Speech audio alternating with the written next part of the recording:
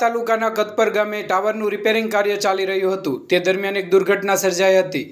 મળતી માહિતી મુજબ ટાવર પર રિપેરિંગનું કામ ચાલી રહ્યું હતું ત્યારે ઉપર રસામાંથી હૂક છટકતા લોખંડનું ઇન્સ્ટ્રુમેન્ટ નીચે પડ્યું હતું। તે નીચે ઊભેલા પરપ્રાંતિ મજૂર રઈશુદ્દીન ઉંમર 23 રહેવાસી યુપી, જેઓના માથાના ભાગે વાગતા ગંભીર ઇજાઓ થઈ હતી। તાત્કાલિક રીતે મહુવા જનરલ હોસ્પિટલમાં તેમને ખસેડવામાં આવ્યા હતા, જ્યાં ફરજ પરના ડોક્ટરે તેમને તપાસી મૃત જાહેર કર્યા હતા। આ બનાવ અંગે મહુવા પોલીસે વધુ તપાસ હાથ ધરી છે।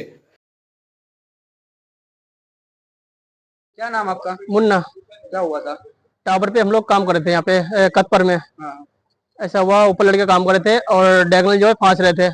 हमारा जो लड़का नीचे था वो रस्सा चला रहा था। ऐसा हुआ, मतलब ऊपर से डायगोनल गिरा, जो सिर पे हम लोग टोपा नहीं लगा रहते हैं वो फट गया और उसके सिर में घुस गया। अभी क्या हुआ है? अभी क्या हुआ, अभी अस्पताल में आए हम लोग।